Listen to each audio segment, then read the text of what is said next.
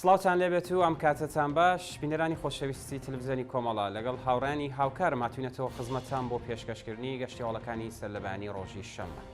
سەرەتا سەردێڕی چەند هەواڵ. پشتیوانی کرێکارانی چەپ و کۆمۆنیستی سنە لە توماچ ساڵحی. دوورشم نووسینی ئازادی خوازانی کوردستان و ئێران بۆ پشتیوانی لە توماچ ساڵحی. حمایەتی ئەنجومەنە سنفیەکانی فەرەنگیانی کوردستان و ئێران لە توماچ ساڵحی.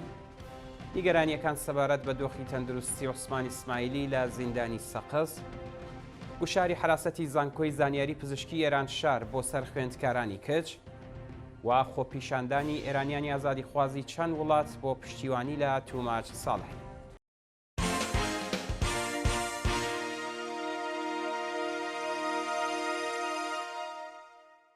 درێژەی هەواڵەکان. پشتیوانی کرێکارانی چەپ و کۆمۆنیستی سنە لە توماچ ساڵحی بە پێی هەواڵی گەشت و ڕۆژی هەینی حوتی گوڵانی 1403 کرێکارانی چەپ و کۆمۆنیستی شاری سنە لە بەیاننامەیەکدا سەپاندنی سزای ئەعدام بەسەر توماچ ساڵحیان بە توندی شەرمەزار کرد. کرێکارانی چەپ و کۆمۆنیستی سنە ڕایانگەیاند توماچ ساڵحی وەکو هونەرمەندێکی ناڕازی لە بزوتنەوەی ژن ژیان ئازادی لە شۆڕشی ژیناو چینی کرێکار و زەحمەتکێشی کۆمەڵگا حمایەتی کرد. ئێمە بێڕای ئیدانەکردنی ئەو حکومە جنایەتکارانە لەلایەن دادگای ئینقلابی سفانەوە کە کراوە خوازیاری ئازادی بێشەرت و مەرجی ناوبراوی. دروشم نووسینی ئازادی خوازانی کوردستان و ئێران بۆ پشتیوانی لە توماچ ساڵحی. بە پێی هەواڵی گەشت و ئازادی خوازانی شارەکانی کوردستان و ئێران بە نووسینی دروشمی دژە حکوومەت پشتیوانی خۆیان لە توماچ ساڵحی ڕاگەیاند. بە پێی وێنە ویددیوانەی بەدەستمان گەیشتووە کچان و کوڕانی شۆڕشگەر لە شارەکانی دیواندەرە، سنە، سەقز، مەهاباد، بۆکان، کرماشان، ئیلام، ورمێ، مەشهەد، تاران و چەند شاری دیکەی ئێران دیواری شارەکانیان بە دروشمی دژە حکوومەت نەخشاندووە و هەڕەشیان لە کۆماری ئیسلامی و دەستگای قەزایی کردووە کە ئەگەر حکمی ئیعدامی توماچ هەڵنەوەشێتەوە ئەوە بەهێزتر لە هەمیشە ئەگەڕێینەوە سەر شەقە. حمایەتی ئەنجومەنە سنفیەکانی فەرەنگیانی کوردستان و ئێران لە توماچ ساڵحی. ڕۆژی هەینی حوتی مانگی گوڵان ئەنجومەنە سنفیەکانی فەرەنگیانی کوردستان، هەرسین، کرماشان، خوزستان و فارس لە چەند بەیاننامەی جیاجیادا پشتیوانی خۆیان لە توماچ ساڵحی ڕاگەیاند. فەرەنگیانی کوردستان و ئێران وێڕای سەرنجدان بە دادگاییکردنی نادادپەروەرانەی توماج و پەروەندەسازی بۆ ئەو هونەرمەندە سەپاندنی سزای ئیعدامیان بەسەر ناوبراو بە توندی مەحکوم کرد. فەرەنگیان لە بەیاننامەکانیاندا ڕایانگەیاند بە سەرکۆت دەست بەسەرکردن، ئیعدام و ئەشکەنجە ناتوانن دەنگی ئازادی خوازی و مافخوازی خەڵکی ئێران کە بکەن و دەنگی هونەر، ژن ژیان و ئازادی کە بناکرێت بەڵکو گەروەکان یەک دەگرن و بەهێزتر لە پێشوو هاوار دەکەن. فەرەنگیانی کوردستان و ئێران لە کۆتایی بەیاننامەکانیاندا خوازیاری ئازادی بێشەرت و مەرجی توماچ ساڵحی و هەموو بەندکراوانی سیاسی بوون. نیگەرانیەکان سەبارەت بە دۆخی تەندروستی عوسمان ئیسماعیلی لە زیندانی سەقز. عوسمان ئیسماعیلی چالاکی کرێکاری خۆشناوی خەڵکی سەقز نەخۆشیەکانی فتق، دڵ و کاناڵی نوخاعی هەیە و وێڕای بڕیاری پزیشکان بۆ بەستەری بوون لە دەرەوەی زیندان و نەشتەرگەری لە خزمەتگوزاریە دەرمانیەکان بێبەش کراوە و گیانی لە مەترسی جدیدا. عوسمان ئیسماعیلی لە ڕێکەوتی 23 ڕێبەندانی 1402 بە مەبەستی وەرگرتنی دەرمان لە زیندانی سەقزەوە بۆ زیندانی سنە گوازرایەوە، بەڵام تا بە ئەمڕۆ چەند جار ئازمایشی داوە و هیچ هەنگاوێک بۆ چارەسەرکردنی نەخۆشیەکانی هەڵنەگیراوە. ئەو چالاکە کرێکاریە لە 19 ڕێبەندانی 1401 لەلایەن هێزەکانی حکوومەتەوە دەست بەسەر و بۆ گرتوخانەی ئیتلاعاتی سنە گوازرایەوە. جەلسەی دادگاییکردنی عوسمان ئیسماعیلی کۆتاییەکانی مانگی جۆزەردانی 1402 لە دادگای ئینقلابی سەقز بەڕێوەچوو. دەستگای قەزایی ڕژیمە و چالاکە کرێکاریەی بە تۆمەتەکانی هەوڵی تێکدانی ئەمنیەتی نەتەوەیی لە ڕێگەی ئەندامێتی لە کۆمەڵە و تەبلیغ دژی نیزام بە 38 مانگ و 30 ڕۆژ زیندانی تەعزیری مەحکوم کرد. کۆبوونەوەی شارۆمەندانی سیریک دژبە دەوڵەت.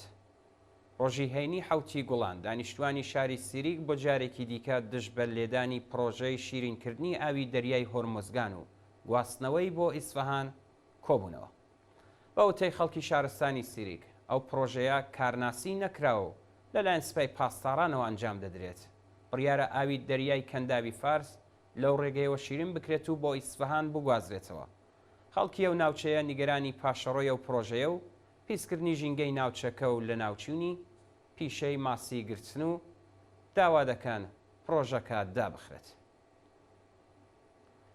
گوشاری حراسەتی زانکۆی زانیاری پزیشکی ئێرانشار بۆ سەر خوێندکارانی کرد. ڕۆژی چوارشەممە 5 گوڵان کارمەندانی حراسەتی زانکۆی زانیاری پزیشکی ئێرانشار ئەزیەت و ئازاری خوێندکارانی کچی خابگای تووبای یەکیان داوە و ناسنا و ژمارەی خوێندکاری ژمارەیەکیان تۆمار کردووە. بە پێی راپۆرتی حالوەش هێزەکانی حراست لاکی نینۆک مانتۆی کۆتا شەڵواری تەنگ و ئارایشی خوێندکارانی کچیان پاک و گۆڕاوە و ئەو کەسانەی بەرگریان لە خۆیان کردووە ناسناوە و ژمارە تەلەفۆن و کۆدی خوێندکاریان تۆمار کراوە.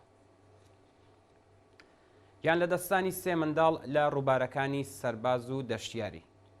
ڕۆژی پێنجشەممە 6 گوڵان سێ منداڵی بەلوچی دیکە بەهۆی هاتنی لافاو لە ڕووبارەکانی سەرباز و دەشتیاریدا خنکان.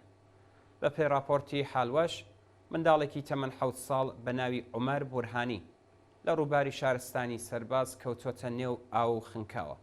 هەروەها دوو منداڵی دیکە بەناوەکانی محەممەد چاکری تەمەن 10 ساڵ و یەسنا شەیخ تەمەن 11 ساڵ بەهۆی هاتنی لافاو لە شارەکانی دلێگان و دەشتیاری لە نێو ئاودا خنکاون و گیانیان لەدەستاوە. پێشتریش 5 منداڵی دیکە بەهۆی هاتنی لافاو لە ڕووبارەکانی بەلوچستانە گیانیان لەدەستاوە.